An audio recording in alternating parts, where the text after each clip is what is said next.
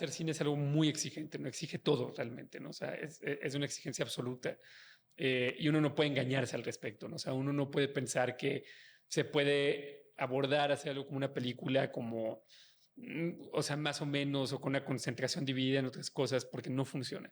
Hacer cine también merece la pena por la gente con quien lo haces, ¿no? O sea, y también por la posibilidad de compartirlo después. Los festivales realmente son de lo poco que hace que una película sea muy visible, ¿no? O sea, porque tienen nuevamente los grandes festivales tienen la atención del mundo. Y sin eso no veo cómo podrías lograr que una película se vea hoy, ¿no? Creo que si hay algo, hay una búsqueda real, merece la pena, pero si es desde el otro lado, creo que sería muy triste y muy solitario en ese sentido, no merece la pena. Pero hay muchas otras formas también de que esas búsquedas se pueden expresar, ¿no? Y creo que es importante como estudiante tenerlo presente, ¿no? O sea, creo que hay muchas veces que uno se puede inscribir con entusiasmo, o sea, la película te pide cosas y hay que saberlo escuchar.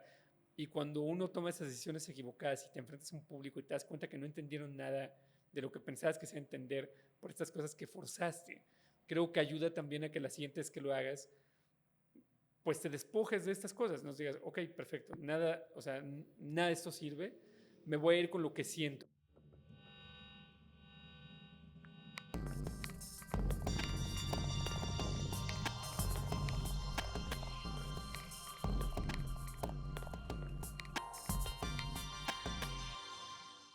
Bienvenidas, bienvenidos a este nuevo podcast. Es un espacio en el que transformamos la industria creativa con las personas que están haciendo parte de ella desde adentro. El cine, la música, music business, videojuegos. Hoy estamos conformando ese espacio y particularmente tenemos la presencia de Julio Chávez Montes. Julio es básicamente una, digamos, figura importante en el cine mexicano porque es productor, guionista, realizador, director y ha conformado muchos proyectos que realmente han sido constitutivos en lo que es el cine mexicano, latinoamericano y pues global. Julio, es un honor tenerte dentro de Muchas nuestro gracias. equipo en SAE. Muchas gracias, un placer estar con ustedes hoy aquí. Perfecto, bienvenido. Para nosotros es muy emocionante que estés aquí, sobre todo sabiendo que acabas de llegar de Cannes. Nos Sí, contabas hace un momento que estás como básicamente recién desempacado. sí, sí, con jet lag todavía. Y esa experiencia que para nosotros es una ventana, te decía hace un momento, una ventana de cómo es el mundo en este Festival de Cine de Cannes, que es uno de los principales referentes del cine global y del cine independiente también. Cómo se ha convertido este espacio para nosotros que estamos alrededor del cine en un referente, ¿no? Cuéntanos un poquito de esta experiencia recién llegado. ¿Cuáles son tus primeras impresiones? Estuviste con la desaparición de Joseph Mengele y finalmente pues queremos saber cómo estuvo esa experiencia reciente. Claro, pues mira, el Festival de Cannes es un festival inmenso, ¿no? O sea, para mí, o sea, por un lado existe el festival y por otro lado también se encuentra todo lo que ocurre alrededor, ¿no? Que el propio festival organiza, incluyendo el Marché du Film, ¿no? Que es el mercado del festival, ¿no? Que tiene representación de muchísimos países, ¿no? O sea, casi cualquier país imaginable que tenga una industria cinematográfica está presente ahí, ¿no? Entonces sí hay una sensación de inmensidad que es, o sea, que realmente creo que hace único el festival, ¿no? Y cuando tú tienes una película en Cannes, tienes también la sensación de la atención del mundo, ¿no? En ese momento del estreno, y eso es muy bonito, ¿no? Porque las películas son un reto inmenso a hacer, siempre tienen trayectorias complejas y difíciles y poder como concluirlas de alguna manera y entregárselas al público en un lugar así es un inmenso privilegio, ¿no? Y bueno, justamente por el hecho de que hay tanta presencia de industria y que hay tanta atención de medios, pues cumple la función de ser una plataforma, ¿no? Y de ser como algo que hace que la película sea visible a un público mucho más amplio al cual uno podía alcanzar de otra manera y que facilita lo que importa, que es el contacto con el público al final del día, ¿no? Claro que sí. Me imagino que es un universo bien complejo además, porque Sí, lo que se ve en noticias y lo que se ve en imágenes sobre Cannes es vasto, ¿no? sí, esa es una gran palabra para describir el festival. Vasto. Muy bien. Bueno, Julio es cofundador de Piano. Piano ha estado detrás de películas importantes que han tenido una resonancia en el mundo, en México, en Latinoamérica, como El Triángulo de la Tristeza, El Jockey, Annette, Memoria, Siberia, Tiempo Compartido y ahora pues la desaparición de Joseph Mengele. Cuéntanos, porque no es la primera vez que estás en Cannes con una película y felicitaciones por ese mérito que has logrado con Piano y con las personas que han estado trabajando en Piano. Supongo que es un equipo bastante grande y completo. ¿Cómo ha sido esa experiencia de tener en este momento ya 3 películas? Annette, Memoria, Bergman Island y finalmente pues ahorita con la desaparición de Joseph Sí. Mengele. No, mira, la verdad es que lo primero es de que todo es resultado de un gran trabajo en equipo, ¿no? O sea, no, o sea, a mí siempre me inquieta la sensación de que la gente piensa que solo soy yo, ¿no? Cuando realmente solo soy el rostro de una labor colectiva, ¿no? O sea, justamente creo que una de las grandes fortunas que ha tenido Piano es haber contado con gente increíble, ¿no? Que tanto la que está ahora como la que estaba en algún momento, y que esa es la gente que ha hecho posible todo, ¿no? Entonces, sí quiero hacer mucho énfasis que el cine se hace de forma colectiva y se ve de forma colectiva, ¿no? Pero siempre es el resultado de un colectivo, ¿no? O sea, no hay tal cosa como una sola persona individual que es responsable de lo que ocurre. Y pues sí, es francamente logro de ese gran equipo, ¿no? Y también quisiera sumar como a los equipos de producción, ¿no? Con los que hemos trabajado, ¿no? Grandes colores que se repiten una y otra vez, que nos han acompañado en este camino, que han hecho posible justo eso, ¿no? Creo que hemos estado en la selección oficial de Cannes 6 veces desde 2018, 5 en la competencia y justo ahora la de Kirill, que fue en selección oficial, y que pues es justo pues algo que yo nunca imaginé posible, pero insisto, no es resultado mío, sino resultado en equipo, ¿no? Si fuera solo por mí, hubiéramos quedado muy, muy lejos de todo eso, ¿no? Muy bien, Julio. Has trabajado con cineastas mexicanos con una voz muy singular, ¿no? Te has movido mucho en este lenguaje del cine independiente. Para nosotros es una referencia muy importante, quién sabe.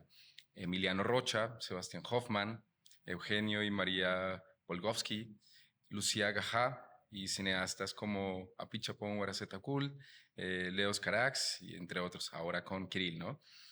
¿Cómo es ese proceso de selección de proyectos, pero también de nombres, ¿no? De quiénes son estos cineastas al momento en que en Piano toman la decisión de apostarle a uno de ellos. Sé que suena difícil de creer, pero la realidad es que los nombres no son un factor en lo absoluto. Para nosotros es realmente un tema de qué es lo que nos conmueve, ¿no? O sea, es leer un guión y que te sorprenda, ¿no? Yo siempre que abro un guión para leerlo, lo que busco es ser conmovido y ser sorprendido, ¿no? Y a partir de ahí es de que todo lo demás ocurre. Y la verdad es que parte una primicia muy sencilla, ¿no? Que yo soy una persona común y corriente, totalmente ordinaria, ¿no?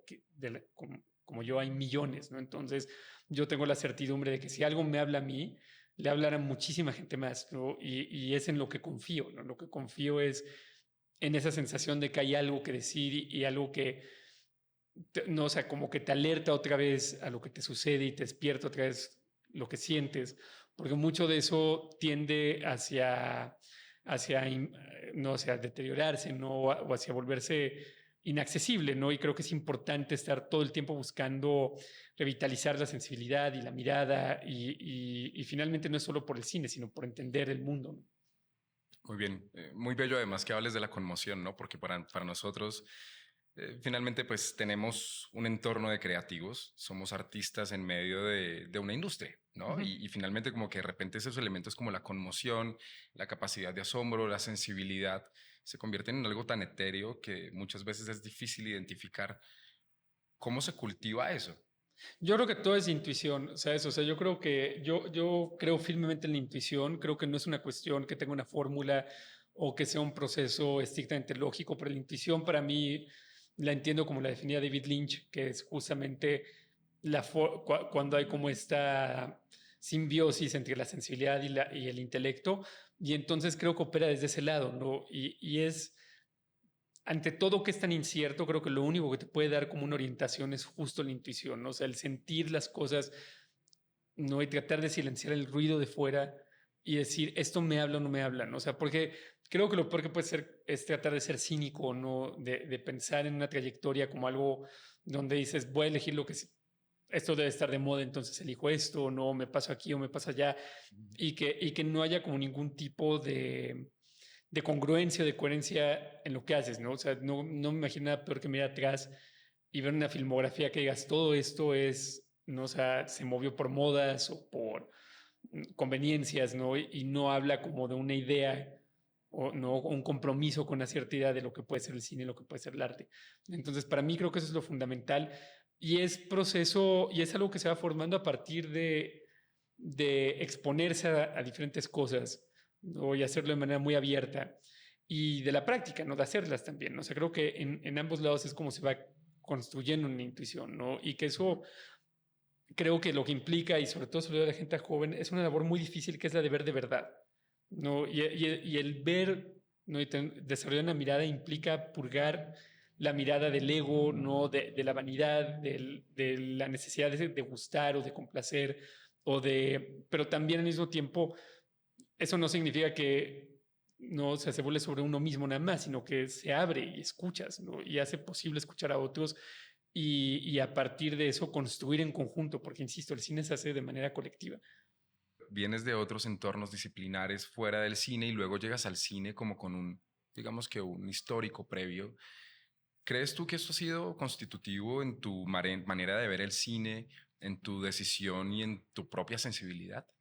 En alguna manera seguro sí, ¿no? O sea, no sé qué tanto de manera consciente, pero creo que lo importante siempre es, eh, o sea, empaparse de las cosas, ¿no? Incluso yo diría que a mí lo primero que me atrajo la historia cuando estudié fue justo la posibilidad de empaparse de muchas cosas, ¿no? Porque era un enfoque muy hacia, en mi caso, como era la historia intelectual de Europa, ¿no? Entonces era muy inclinado hacia la filosofía política en concreto, pero te permitía como empaparte de muchas cosas, ¿no? De literatura, de sociología, de economía, y entonces eso al final creo que contribuye a darte un panorama más amplio, pero eso no es como una receta, ¿sabes? No significa como tienen que ponerse a estudiar historia o no van a tener una trayectoria, Ujú. porque eso no es así, ¿no? O sea, creo que hay gente que yo conozco, tengo colegas extraordinarios que o no estudian en la universidad o que estudiaron cine en la universidad y fue lo único que estudiaron o buscaron otras cosas, ¿no? Hay muchos caminos a donde llegar.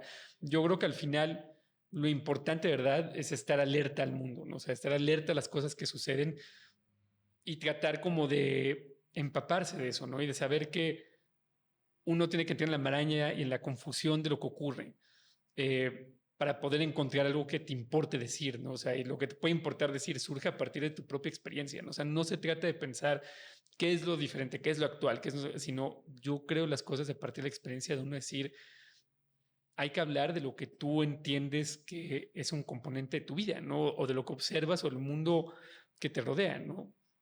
Un poco Porque de... todo está compuesto en lo ordinario, ¿no? Entonces, Ujú. creo que ese es el punto de acceso a todo. Muy bien, muy bien. Un poco lo que también se menciona en otros puntos como lo verdadero, ¿no? Como cuando sientes que hay un factor de algo verdadero en algo y reconoces que este proyecto tiene potencial. ¿Cómo fue este origen de la productora, ¿no? Eres cofundador de Piano. ¿Cómo fue el origen de Piano y ese momento de que es un punto de partida? ¿Cuál fue el germen que te impulsó a llegar a fundar Piano? Pues fue muy fortuito, la verdad. O sea, jamás fue con la intención en inicio de pensar que piano fuera, vamos, ni siquiera una sombra de lo que es. Insisto que piano es también resultado ha sido conocido por muchas personas, ¿no? O sea, no solo yo, y creo que es muy importante hacer énfasis en eso. Pero en este inicio, la verdad es de que no, o sea, en un principio solo la pensamos como que hacía falta tener una razón social para poder hacer Halley, ¿no? O sea, estábamos trabajando en coproducción con Mantarraya, que está apoyando la reacción de la película y también con otras personas que se sumaron. Y entonces, pues, era necesario tener una razón social para poder gestionar todo esto.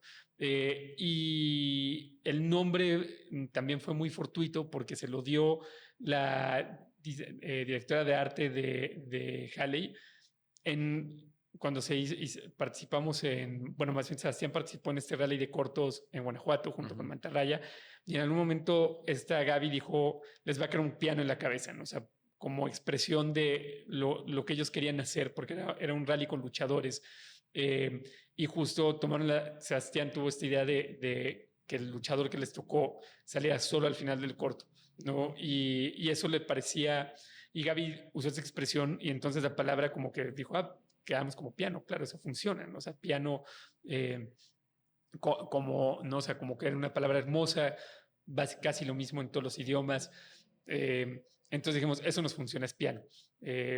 Y fue justo después de hacer Halley que de repente se volvió, o sea, empezamos a considerarse a Zen y yo que puedo hacer películas que no solo fueran las nuestras, ¿no? Es decir, puedo hacer las películas de otras personas y que sea algo que nos interese. Y realmente eso surge con fuerza a partir cuando fuimos al cine en construcción de Toulouse, eh, fue cuando realmente nos empapamos o conocimos lo que era el cine latinoamericano en ese momento.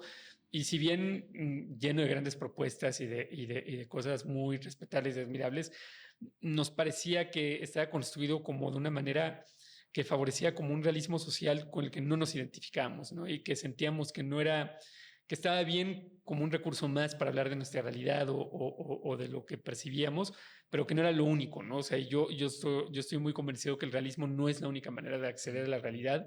Hay muchas otras formas de hacerlo y nosotros queríamos buscar justamente una que fuera muy distinta a esa y que nos hablara a nosotros, ¿no? Y que mucho está como en la vanguardia y en lo fantástico, ¿no? Que justamente pues se puede ver en cineastas como Emiliano Rocha Minter, ¿no? Y luego en internacionales más como Leos o como Apichapón. Pero era parte de nuestra intuición, era esa, ¿no? Qué bien. Fíjate que ahora que mencionas como todo ese trasegar, eh, estaba pensando un poco la importancia de las plataformas, ¿no? Para ti, ¿por qué son importantes los festivales de cine como plataformas que sustentan este cine independiente también? Porque la realidad es de que los festivales dan una visibilidad a una película independiente que simplemente sea inaccesible de otra manera, ¿no? O sea, hay que entender que es extraordinariamente difícil hacer una película, pero es igual de difícil lograr que alguien le preste atención, ¿no? Y lograr que encuentre espacios, y más hoy que los espacios se están reduciendo y que son más escasos, porque vemos, o sea, de un mundo que tenía diversas ventanas para encontrar películas, ¿no? Que era cuando había formatos físicos, cuando había televisión de paga, televisión abierta, obviamente los cines, había muchas formas de encontrar películas y ahora eso se ha reducido sustancialmente a que es o salas o plataformas, ¿no? Y eso la verdad es de que es en detrimento a las posibilidades del cine independiente de encontrar un público. Y eso es un problema grande. Los festivales realmente son de lo poco que hace que una película sea muy visible, ¿no? O sea, porque tienen nuevamente los grandes festivales tienen la atención del mundo. Y sin eso no veo cómo podrías lograr que una película se vea hoy, ¿no? Muy bien. Que no significa que las películas que no entren ahí son malas, ¿no? O sea, también creo que es importante entender que todos los festivales tienen una cierta línea curatorial y una visión de lo que quieren programar y que la selección al final es un reflejo de eso, ¿no? O sea, no es un reflejo de decir solo estas películas son buenas o solo estas películas son importantes, es un reflejo de la curaduría de un festival. Y creo que sí, o sea, entonces también hay que entenderlo desde ahí, ¿no? O sea, que no es como que solo esto importa, pero sí también hay que ser, no puede caer una ingenuidad y pensar que no entrar en un festival no importa, o sea, sí es importante. Si es una película autoral, sí es importante Ujú. para empezar a encontrar un público, Y México tiene una serie de festivales, digamos que importantes, ¿no? Y sin un duda. espectro que está bastante grande. Arrancamos temporada de festivales. Viene Festival Internacional de Cine de Guadalajara, Sí, ahora en junio, sí, dos sí. semanas, estamos a punto de que inicie. Enseguida viene Festival de Cine de Guanajuato, luego viene Festival de Cine de Morelia. eh, este año Los Cabos retoma, ¿no? Es una gran noticia que es muy reciente. Y Monterrey pausa, ¿no? Sí. También los festivales tienen este ir y este venir que muchas veces no es fácil mantenerlos vigentes. Nosotros tenemos nuestro propio festival de cine. Creamos un festival de cine pues universitario. Ya va en su tercera versión. Se llama Festival de Cine Deriva. Y veíamos la necesidad de una ventana de difusión y una confrontación con público también, Mm. con estos creadores que son noveles, están en proceso formativo también, pero que realmente muy pocas veces se encuentran con un público en Claro, una sala como un poco como es el propósito, ¿no? claro. Nuestro festival es en septiembre y lo que hacemos es movilizar los intereses de nuestra comunidad a que asistan, a que estén presentes, a que vean cómo es ese mundo de festivales, cuáles son las películas que se proyectan. Eh, Le digo yo a mis estudiantes que cuando uno va a un festival de cine como estudiante o como público, a uno le dan ganas de hacer cine, ¿no? Uno queda como con un fervor ahí muy creciente en el pecho y en el cuerpo, en donde uno realmente dice como, bueno, no es imposible, reanuda una esperanza por la creación cinematográfica. Mm, para ti, este recorrido por festivales, más allá de lo que nos acabas de contar, que pues, concuerdo con tu visión, ¿no? Eh, ¿Por qué otras razones sirve para una comunidad de estudiantes? Finalmente, nuestros estudiantes de cine piensan en un festival a futuro como directoras, directores o cabezas de área. ¿Por qué crees que puede ser útil para un estudiante estar presente en un festival? No, yo creo que los festivales son una plataforma indispensable, insisto, ¿no? Y que aparte, en el caso de México, son parte del patrimonio cultural del país. Es un patrimonio desatendido, es una realidad. O sea, creo que hay una situación de precarización importante en lo que se refiere a los festivales de cine en México. Operan con recursos que son totalmente insuficientes y que incluso yo le invitaría a los estudiantes a decirles, creo que tienen que empezar a articular reclamos, ¿no? Y tienen que empezar a exigir cosas y parte de ello es la vigencia de nuestros festivales porque son una primera ventana al mundo, ¿no? O sea, Halley, por ejemplo, pasó por Morelia antes de ir a Sundance y antes de ir a Rotterdam. Y si no hubiera existido Morelia, Halley nunca hubiera acabado en Sundance, ¿no? Porque Sundance la descubre en Morelia, porque Morelia es un festival tan importante y que se ha constituido tan bien que van muchos programadores de muchos festivales del mundo ahí a descubrir películas, ¿no? Y si ese festival se llegara a perder, sería una catástrofe inimaginable para el surgimiento de talento mexicano, ¿no? Y también para la construcción de público, porque tú lo puedes ver en ciudades donde donde tienes un festival de larga duración, como es el caso de Morelia, el impacto que ha tenido en el conocimiento y el entusiasmo de la gente por el cine, ¿no? O sea, es muy palpable en Morelia, ¿no? Y el resultado de que este festival haya existido tanto tiempo y cuando se pausa, como ocurre en Monterrey, es una desgracia porque rompe esa conexión, ¿no? Y rompe esas posibilidades y creo que es parte de lo que hay que exigir al gobierno, ¿no? O sea, hay que exigir al gobierno que estos espacios se tienen que mantener, porque si uno como estudiante también desestima y dice, bueno, eso va a ser un problema para mí a futuro, sí, pero justo si desaparecen es muy difícil volverlos a lanzar y eso te cierra a ti posibilidades de que te descubran, ¿no? Y eso hace más difícil, además también que haya un público que finalmente vaya sensibilizándose a las posibilidades del cine y que entienda de lo que quieras hablar. Entonces es fundamental defenderlos.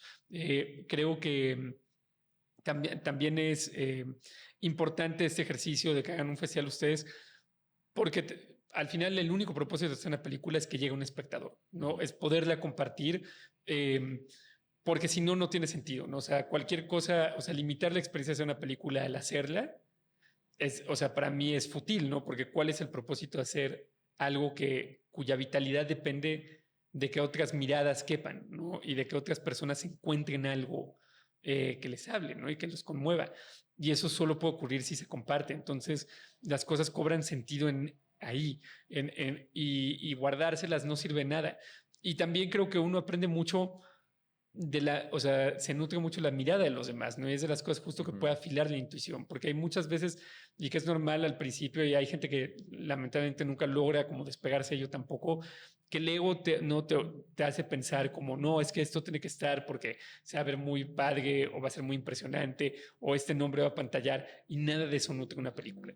O sea, la película te pide cosas y hay que saberlo escuchar.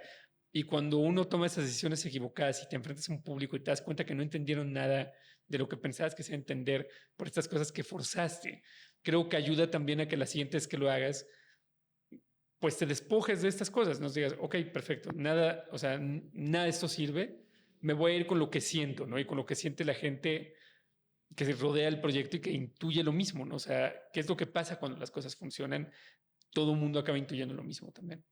Qué bien. Fíjate que me gustaría mucho que te escucharan mis estudiantes, ¿no? Es una labor casi que de reavivar y mantener muy presente mm, como una fuerza inicial. Creo que pasa muchísimo en el cine, probablemente en todas las demás disciplinas de las artes, y es mantenerse firme en una convicción, ¿no?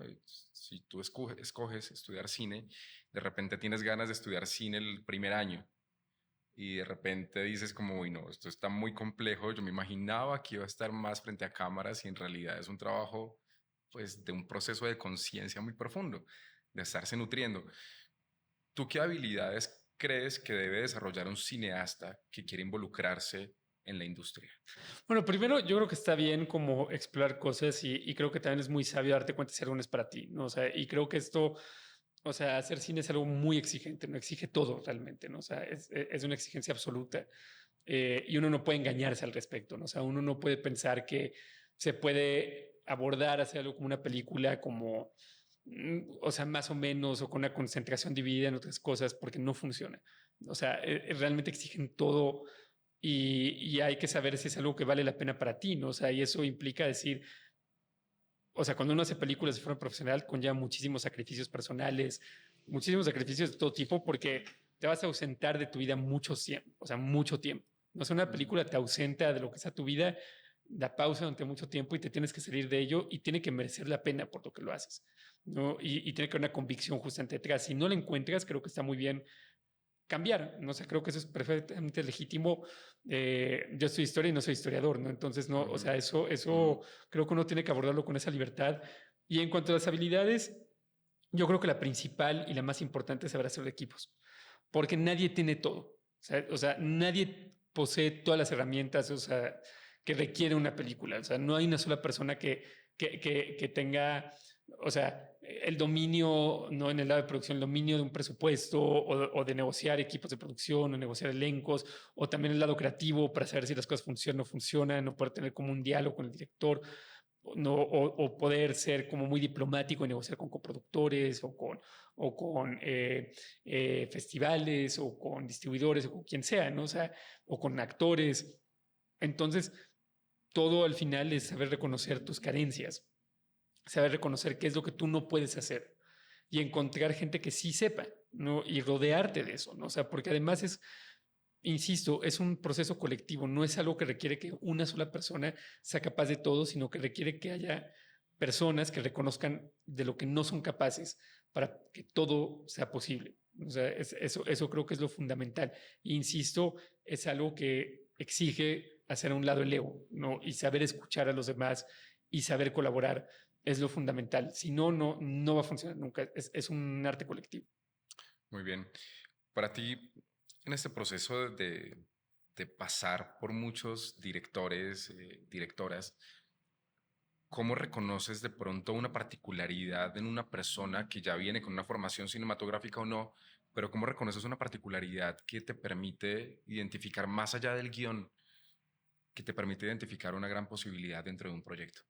Yo creo que al final es, insisto, todo es de intuición y todo se va dando a partir de conversaciones, ¿no? O sea, yo creo que, no, o sea, cuando encuentras un guión que te conmueve o te parece que es un proyecto increíble, creo que a partir de ahí también es una cuestión de conversar con la guionista, el director, la directora, quien sea que es la parte con la que conversa en ese momento y ver si hay sintonía, ¿no? O sea, también creo que es importante ver si estás viendo la misma película, ¿no? Porque puede ocurrir a veces que dices, no estamos viendo la misma película y no hay ningún problema y uno puede, y entonces no te involucras en ese proyecto, o a lo mejor no hay complicidad, o sea, es gente, o sea, la gente es muy compleja en general, ¿no? Y esta industria en particular lo es, y entonces hay personalidades con las que a lo mejor no te entiendes, ¿no? Dices, con esta persona no me entiendo, lo que no significa que sea una mala persona o un monstruo, ni mucho menos, pero significa nada más como no hay un entendimiento mutuo y tiene que haber complicidad. Si no hay Claro. complicidad, no funciona nunca porque hay que imaginarse que las películas están llenas de grandes retos y de inmensas dificultades. Y si le vas a sumar obstáculos, es peor, ¿no? O sea, ¿por qué lo harías? Claro, y vas a trabajar con esa persona durante mucho Sí, tiempo. sí, sí, sí, sí, ¿Cuánto tiempo dura una producción de una película desde el momento en el que llega a tus manos? depende mucho, ¿no? O sea, pero, o sea, hay películas que pueden tomar muchos años, ¿no? O sea, que pueden ser proyectos que pueden tomar 5 o 6 años fácilmente, proyectos que a lo mejor están un poco más avanzados, ¿no? Y que pueden ser 2, 3 años, pero normalmente es un compromiso de mucho tiempo. Imagínate, trabajar con una Sí. persona con quien no compaginas durante No, cinco es un años. desastre, sí, es una tortura, es como si te arrancaran las uñas, no tiene ningún sentido. Es horrible. ¿Te ha pasado? Sí, claro. Sí. Sí, sí, sí, yo he cometido todos los errores posibles y los cometo aún, o sea, eso es normal. Hace parte Sí, todavía no, del no hay asunto. ninguna perfección, la perfección es incompatible con la vida. Y es rica, ¿no? Lo sucio también, lo No, sí, por complejo, supuesto, hay lo que estar difícil. en lo ordinario, es donde está todo, o sea, es la verdad y todo está en lo ordinario. Muy bien. Em, Fíjate que ahora en este proceso, qué sé yo, no sé, la posmodernidad, podríamos llamarle, pues ya la modernidad ya fue, la contemporaneidad es todo el tiempo. En esta posmodernidad que habitamos, pues pasan muchas cosas, ¿no? Se puede hacer cine con celulares, em, ahora con inteligencia artificial. ¿No? Recientes noticias, mis amigos que saben que, pues, que estoy en el mundo del cine y que estudié cine me mandan todo el tiempo como aplicaciones para hacer cine con inteligencia artificial. y yo un poco como que de repente me siento abrumado, ¿no? Y veo cómo es la forma de mis propios estudiantes de recibir toda esta información y estas alternativas. ¿Qué postura tienes tú frente a esto? Yo creo que todos son herramientas, ¿sabes? Y que lo único que uno tiene que entender es de que, por ejemplo, en el caso de la inteligencia artificial es incapaz de hacer nada, ¿sabes? O sea, también el uso del término inteligencia artificial es un término de marketing.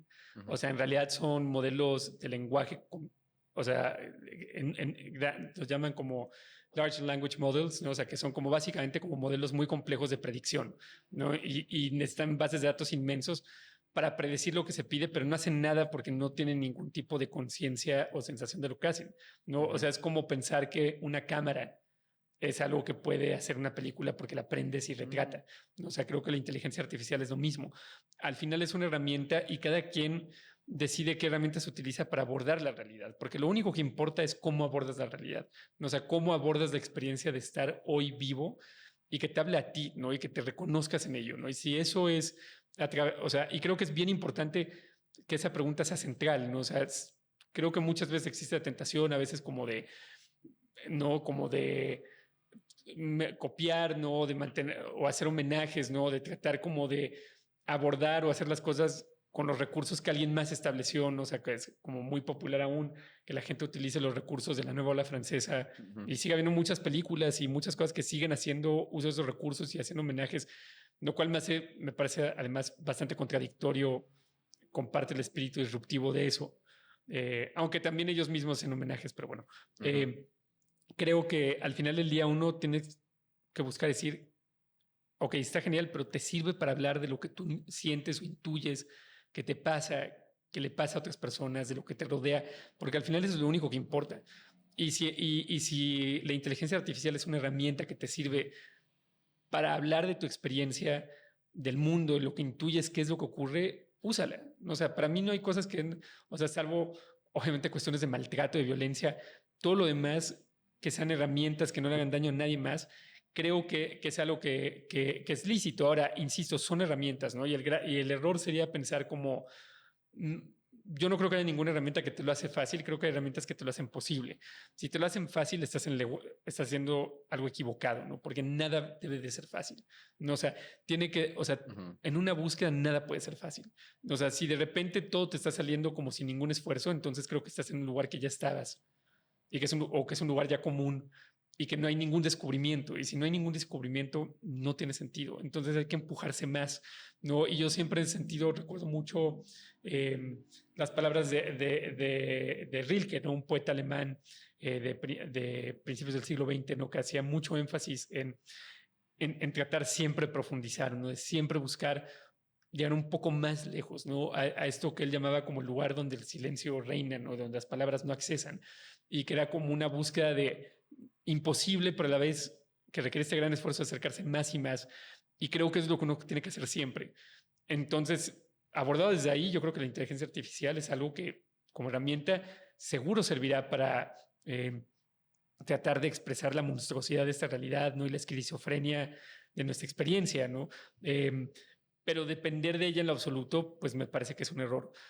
Al final del día es un poco una conversión que ocurrió en el siglo XIX, donde se hablaba de que si la fotografía iba a matar a Ujú, la pintura, ujú. porque ¿cuál es el propósito de tener pinturas si ahora uno era capaz simplemente de capturar inmediatamente lo que tenías enfrente? Y lo único que hizo fue que la pintura cambiara, ¿no? Y abordar otras cosas y la liberó de la tiranía de tener que reproducir la realidad, ¿no? Entonces eso desde los recursos del realismo. Entonces creo que también de hecho fue ventajoso.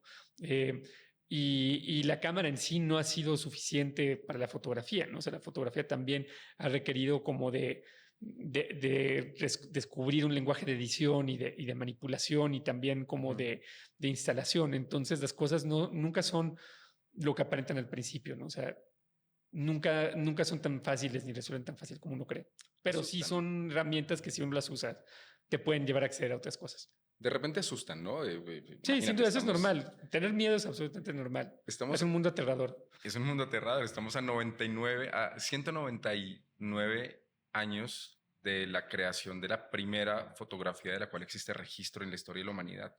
2026 se cumplen 200 años de la primera fotografía de la cual existe registro, que quedó y pues que es la vista de la ventana de Legrada de Nips en Francia, ¿no? Estamos como renovando un poco como este ciclo, aparece la inteligencia artificial como una alternativa, a su vez también tenemos autores como Jim Jarmusch que dice que la originalidad es inexistente, ¿no? Que uno tiene que agarrar información de todas partes, libros, revistas, conversaciones aleatorias, que al final lo que importa no es tanto como dar un discurso original, sino más bien crear un discurso a partir de sus referentes y algo que hable directamente desde el fondo del alma, dice Jarmusch, ¿no? Y por ende, pues que no existe la originalidad, pero más bien la autenticidad es invaluable, ¿no? En ese discurso. Muy bien. ¿Por qué entonces tú crees que es importante estudiar cine como disciplina? ¿Por qué crees que es importante? Pues mira, primero lo que tú dices de Jarmusch, o sea, yo creo que lo único importante es ser uno mismo, ¿no? Y ser uno mismo es muy difícil, ¿no? Y creo que uno al final tienes que buscar lo que te hable y lo que te conmueva y rendirte a eso, ¿no? Y creo que si lo haces de forma auténtica, creo que va a salir algo diferente, ¿no? Y creo que va a salir algo a lo mejor que tiene posibilidades de romper. Porque sí hay cosas que están a la vanguardia que rompen, ¿no? O sea, creo que tampoco uno puede caer en la idea de que no hay nada que rompa o que muestre un nuevo camino, porque eso es incongruente con la propia realidad, ¿no? O sea, yo creo que la realidad es algo que se transforma y que cambia todo el tiempo y que sí, sin duda yo estoy totalmente en contra como la idea de la originalidad como un término de marketing, ¿no? Como algo distintivo para vender, sino creo que es algo y que creo que no tiene que ser el enfoque en nadie, ¿no? O sea, yo creo que el enfoque real es ser uno mismo y tratar de encontrar las cosas desde ahí. Yo creo que estudiar cine al final es una decisión muy personal y que no necesariamente estudiar cine conlleva hacer cine, ¿no? Pero creo que sí es una experiencia valiosa en el sentido de que, por una parte, te va a exponer a muchas películas que probablemente no hayas visto nunca y que a lo mejor no verías de otra manera y que te pueden abrir el panorama de lo que es posible y que eso no hay nada más importante que eso, creo que como estudiante. Y luego lo otro que me parece fundamental es que te va a poner en proximidad con gente que anhela lo mismo, ¿no? Y ahí es donde existe la posibilidad de crear una comunidad que se apoye mutuamente, que es insisto, la única forma de hacer cine es desde el colectivo y necesitas más personas. Entonces, una escuela pues es una gran manera de conocer gente que está con los mismos anhelos, las mismas inquietudes que tú y que te permita a ti además la libertad de probar muchas cosas, ¿no? De que yo siempre le digo a los estudiantes, ofrécete a ser editor de alguien más en su corto, ¿no? Ofrécete a ser fotógrafo, ofrécete a ser sonidista, ofrécete a hacer todo, porque ahorita puedes hacer eso, ¿no? Y cada vez que lo hagas, vas a ver el hacer del cine de una forma distinta, ¿no? Desde distintos lugares vas a entender esas labores mejor y va a nutrir lo que sea que tú quieras hacer del cine, porque o sea, vas a tener una idea más nítida de decir, eso es lo que implica iluminar un set, no, eso es lo que implica encuadrar, eso es lo que implica mover la cámara, eso es lo que implica cortar y tomar decisiones de montaje, eso es lo que implica dirigir actores, eso es lo que implica escribir un guión.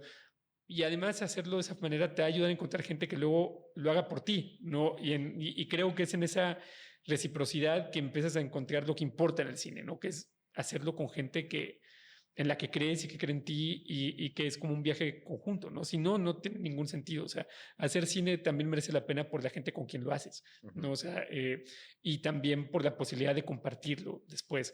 Todo lo que acapara inmensamente la atención, que es justo alfombras rojas o estrenos, eso es una fracción de la experiencia y es la menos Mínima. importante. Y es O sea, es la menos relevante de todo y únicamente es importante como instrumento para que las películas se den a conocer, creo yo, pero es totalmente irrelevante y si se hace por eso es la razón equivocada.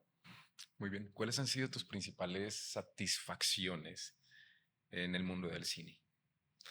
Pues mira, para mí la principal siempre, no vuelvo a eso que estoy diciendo, pues es lo colectivo, ¿no? O sea, para mí siempre ha sido la posibilidad de encontrar, ¿no? O sea, de encontrar como sintonías, ¿no? Donde uno habla de las cosas y te das cuenta que todos más o menos intuyen lo mismo. Y siempre pongo ejemplo en Halley, mi escena favorita de la película es una que no escribí yo ni Sebastián, sino que se le ocurrió a Alberto Trujillo, que es una escena donde el personaje que está muerto y no puede comer realmente se hace unos hot cakes, ¿no? Y se hace unos hot cakes de forma impecable, no parecen de anuncio. Y luego los tira a la basura porque no los puede comer. Y a mí me encanta y me parece que está en total sintonía con mucho lo que la película quiere decir.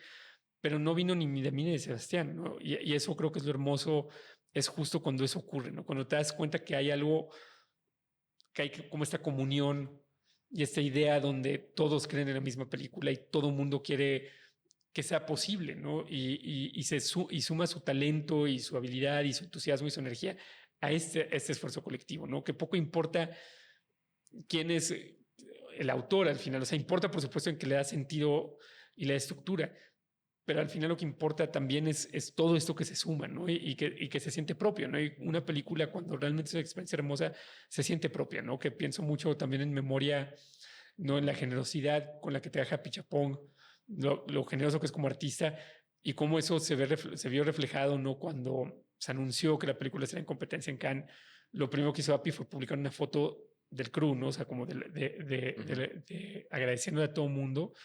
Y luego cuando fue la premiere en Cannes, pues voló todo mundo, ¿no? O sea, entonces había desde el runner hasta el segundo asistente, quien fuera, estaba ahí. Y eso es muy bonito porque venían a celebrar su película, porque era suya también. Y eso para mí es la mayor satisfacción posible. Y luego, por supuesto, también cuando te enteras, ¿no? Que la gente ve tu película, a lo mejor nunca ha visto nada igual y entonces les abre otras posibilidades, ¿no? Y yo me quedo mucho cuando una plática que di en el contexto de Black Canvas, me acuerdo que alguien me platicó una anécdota cuando fueron a ver Tiempo Compartido y que la fueron a un cine comercial y que cuando iban saliendo escucharon como una familia que la fue a ver, ¿no? Y que los padres no habían entendido absolutamente nada y que no saben ni qué habían visto y los chicos que eran adolescentes, eran muy jóvenes, están muy entusiasmados, ¿no? Y que le están tratando de explicar a los papás lo que ellos habían visto y a mí eso me pareció hermoso, ¿no? Porque decías, gente que no vas a conocer nunca, ¿no? O sea, se reconoce o reconoce algo en algo que tú sentiste y que fue importante para ti y eso es lo único que importa, que es compartir las cosas, ¿no? Y entonces se vuelve una experiencia compartida porque lo que sea que a mí me pasó al escribir y al hacer la película, pues es totalmente igual a lo que sea que esos chicos vieron cuando estaban en esa sala de cine. Y entonces se vuelve importante para ambos, ¿no? Y creo que ahí hay una comunión, un intercambio, que es lo que hace que tenga todo sentido, ¿no? Al final el punto es estar menos solos, ¿no? Está lindo eso. Conectan muchísimas cosas. Ahora que hablabas de memoria, yo pensaba, por ejemplo, que tengo muy presente en mi cabeza el sonido de memoria, Sí, ¿no? sí. El, Sí, sí. ¿no? Lo tengo muy Todos lo presente. tenemos quemados así de, sí. Y suena tal vez unas 5 veces a lo largo de la película, no es un sonido demasiado presente, tampoco es un leitmotiv concretamente, no sé, pero es un sonido muy presente, se va quedando incluso en espacios de la conciencia que no solamente atraviesan el lenguaje, y eso es maravilloso. ¿Vale la pena hacer cine? Es una pregunta. Yo creo que depende mucho del por qué, ¿sabes? O sea, creo que si lo haces, o sea, por una búsqueda personal y creo que lo abordas desde el interés de colaborar y de la generosidad, ¿no? De generosidad con la gente con quien lo haces, generosidad con quien lo vaya a ver, creo que merece la pena, porque hay algo muy humano y hay algo colectivo que es difícil de encontrar en otros contextos, ¿no? Y que hay una posibilidad y una libertad de explorar lo que significa existir hoy, ¿no? Y estar vivo hoy en este mundo tan incomprensible y aterrador en el que estamos.